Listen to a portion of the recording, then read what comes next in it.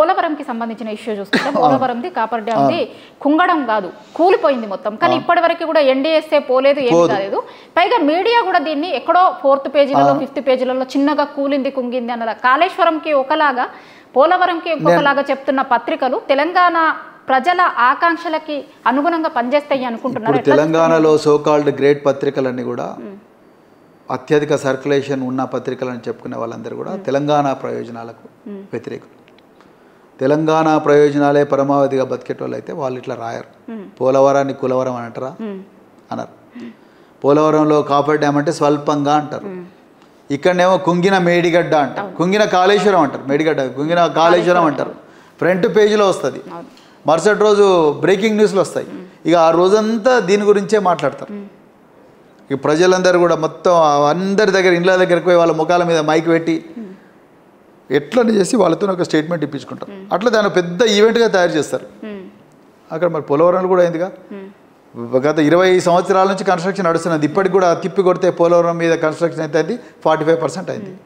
అదే కాళేశ్వరం 24 నెలల లోపలనే మొత్తం 3 బ్యారేజ్లు అయిపోయినాయి. ఎగ్జాంపుల్ చెప్తున్నాను మీకు నేను. సో అదేవిధంగా ఈ ప్రాజెక్టు 7-6 సంవత్సరాల్లోనే కంప్లీట్ ప్రాజెక్ట్ అయిపోయింది. రైట్. సో దీని గురించి ఎవరు మాట్లాడరు.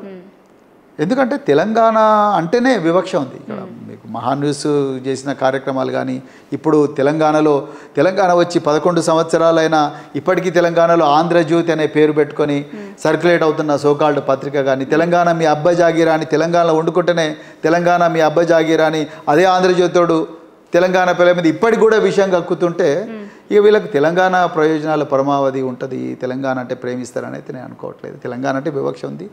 ఈ వివక్షను అర్థం చేసుకున్నాడు కాబట్టి కేసీఆర్ గారు మలిదశ ఉద్యమాన్ని చాలా జాగ్రత్తగా ఎలాంటి వైలెన్స్ లేకుండా, వైలెన్స్ ఉంటే ఎక్కడ మళ్ళీ దీన్ని అణిచివేస్తారో అన్న, నక్సలిజాన్ని అణిచివేసినట్టు అణిచివేస్తారో అన్న ఒక ఆందోళనతో చాలా కేర్ఫుల్గా చక్కటి వ్యూహము ఎత్తుగడలు అన్ని వర్గాలను సమాధానపరిచి వాళ్ళందరినీ కూడా శాంతియుత పోరాటానికి సమాయత్తం చేసి తెలంగాణ తీసుకొచ్చారు. తీసుకొచ్చిన తర్వాత 10 సంవత్సరాలు చాలా కష్టపడి ఒక స్థాయికి తీసుకొచ్చారు.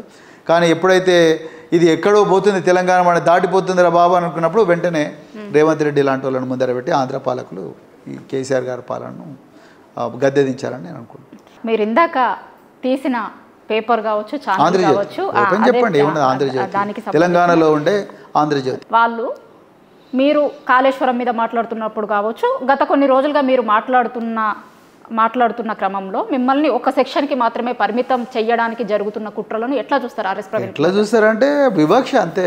ఎస్సీ వర్గాల నుంచి వచ్చిన వాళ్ళు ఈ స్థాయికి అసలు first of all Praveen Kumar Kaleshwaram మీద మాట్లాడడం ఏంటి? ఆయన మా కాళ్ళ కింద చెప్పులు ఉండాల్సిన ఉండేటోళ్ళు కదా వీళ్ళు. మా ఇళ్ళల్లో బోలు తోమేటోళ్ళు కదా, మా బట్టలు ఉతికేటోళ్ళు కదా, మా బర్రెలు కాస్టోళ్ళు గొర్రెలు కాస్టోళ్ళు కదా, మా ఊరికి దూరంగా విసిరేసబడ్డ వాళ్ళు కదా, మా పొలాల్లో కూలీలుగా పనిచేసేటోళ్ళు. వీళ్ళేంది ఈ మాట్లాడు, లేకపోతే వీళ్ళేంది మాకు ధిక్కరించి మాట్లాడడం అనే భావన అనేది అన్ని మెజారిటీ పత్రికలకు, ఆధిపత్య వర్గాల చేతుల్లో నడుస్తున్న చాలా పత్రికలకు కూడా ఇది ఉంటుంది. మరి ముఖ్యంగా ఆంధ్రజ్యోతికి అయితే చాలా ప్రస్ఫుటంగా కనిపిస్తున్నది అంటది. నేను కూడా అనొచ్చు అది ఒక కమ్మ సామాజిక వర్గానికి చెందిన పత్రిక అనొచ్చు. కానీ నాకు ఎందుకో డాక్టర్ బిఆర్ అంబేద్కర్ గారు కుల నిర్మూలన పుస్తకాన్ని చదివిన దానివల్ల నేను చాలా ప్రభావితమైన కాబట్టి ఒక పత్రికను, ఒక ఆర్గనైజేషన్ను కులానికి అంటగట్టడం కరెక్ట్ కాదు అని నేను అనిపిస్తుంది. దాంట్లో కూడా మంచి మనసున్న వ్యక్తులు ఉంటారేమో, దాంట్లో కూడా కొంతమంది చక్కగా కులం పోవాలనే ఆలోచన ఉన్న వ్యక్తులు ఎవరైనా ఉంటారేమో అనే అట్లా ఒక మనిషిగానే చూడ తప్ప దానికి ఒక కులం ట్యాగ్ వేసి చూడకూడదు అనేది నా ఆలోచన. నేను ప్రస్తుతం చివరి వరకు కూడా నేను అదే దానికోసమే పనిచేస్తాను.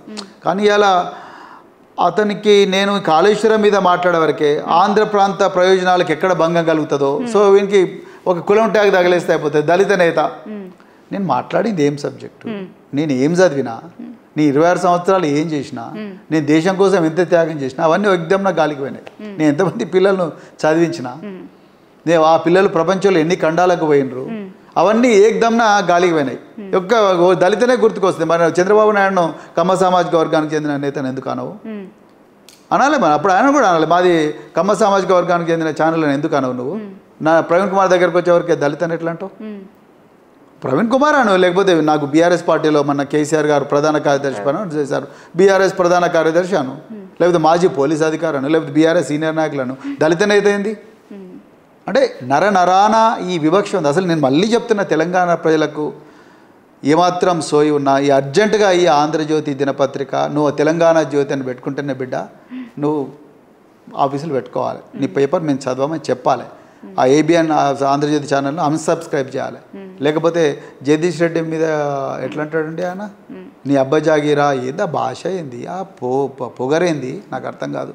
ఎందుకంటే డబ్బు ఉంటే అయిపోతుంది, పత్రిక ఉంది ఏమైనా రాయొచ్చా, ఎవరు పత్రిక ఉంది కాబట్టి ఆనాడు మందకృష్ణన్ ఏమన్నా పద్మశ్రీ మందకృష్ణను ఒక పెద్ద ఉద్యమకారుడు ఆయన, 30-35 సంవత్సరాల నుంచి అణచివేయబడ్డ వర్గాల లోపల ఒక జాగృతం చేస్తూ వాళ్ళకు సామాజికంగా రాజ్యాంగబద్ధంగా వాళ్ళ ఫలాలు వాళ్ళకి రావాలి అని కొట్లాడుతున్నాడు ఆయన. వికలాంగుల కోసం కొట్లాడిండు. ఇలా ఆరోగ్యశ్రీ పథకం అనేది ఆనాడు రాజశేఖర రెడ్డి గారు ఈయన చేసిన పోరాటం వల్లనే వచ్చింది. మాలలకైనా మాదిగలకైనా నేతకానులకైనా అందరికైనా కూడా వాళ్ళ జనాభా ప్రకారం సమాన వాటా రావాలని కొట్లాడినాడు. రైట్, వికలాంగుల కోసం కొట్లాడినాడు, పెన్షన్ల కోసం కొట్లాడినాడు. ఆయన పట్టుకొని బాడుగా నేతలటవా. ఆర్ కృష్ణయ్య అణచివేయబడ్డ వెనకకు నెట్టివేయబడ్డ వర్గాల గురించి మాట్లాడుతున్న ఆర్ కృష్ణయ్య గురించి ఆయనను బాడుగా నేతలు అంటవా. అంటే ఏంది ఫకరు, ఈ పొగరు, ఈ బలుపు అంతా ఎక్కడి నుంచి వచ్చింది? సో అందుకొరకు తెలంగాణ ప్రజలు ఇట్లాంటి దళారీ బ్లాక్మెయిల్ దోపిడీ వర్గాలు ఎవరైతే ఉన్నారో, పత్రికలు మా చేతిలో ఉన్నాయి కాబట్టి ఏం రాసినా నడుస్తుంది అనే శక్తులు ఎవరైతే ఉన్నారో వాళ్ళకు వ్యతిరేకంగా ఉద్యమం చేయాల్సిన అవసరం ఉన్నది. అలాంటి వ్యక్తులు go back, Telangana doesn't need you అని చెప్పి చెప్పాల్సిన అవసరం ఉన్నది. క్విట్ తెలంగాణ అని చెప్పి ఉద్యమం చేయాలి. ఇట్లాంటి వాళ్ళకు ఎవరైతే మంచిగా రాసిగో రాజ్యాంగం అండి సరిత గారు, రాజ్యాంగంలో ఆర్టికల్ 19 నువ్వు ఏ ప్రాంతంలో పుట్టినా ఏ ప్రాంతంలో పెరిగినా ఎక్కడైనా కూడా నువ్వు బతకొచ్చు, ఎక్కడ రైట్ టు లైఫ్ అనేది ఆర్టికల్ 21 కాన్స్టిట్యూషన్ ఇస్తున్నది. నువ్వు ఎక్కడైనా బతకొచ్చు, రైట్ టు లైవ్లీహుడ్ కూడా ఆర్టికల్ 21 ఇస్తున్నది. కానీ నువ్వు ఆ ప్రాంత ప్రజల మనోభావాలను దెబ్బతీసే విధంగా, కుల వివక్షను పెంచే విధంగా, రెండు వర్గాల మధ్యలో కొట్లాటలు పెట్టే విధంగా, లేనిది ఉన్నట్టుగా ఉన్నది లేనట్టుగా చెప్పే విధంగా పెడితే నువ్వు చట్ట ప్రకారం నేరస్తుడు అవుతావు. నీకు ఆ నైతిక హక్కు లేదు. ఇక్కడ ఆంధ్రజ్యోతి అని పెట్టుకొని తెలంగాణ ప్రజలు తెలంగాణ నీ అబ్బ జాగిరా అనడం అనేది తప్పు. నీకు ఆ నైతిక హక్కు లేదు. తెలంగాణ ప్రజలు నిన్ను తెలంగాణ ప్రజలందరూ కూడా ఈ పత్రికను బహిష్కరించాలి, ఈ ఛానల్ బహిష్కరించాలని నేను పిలుపునిస్తున్నాను. Thank you sir.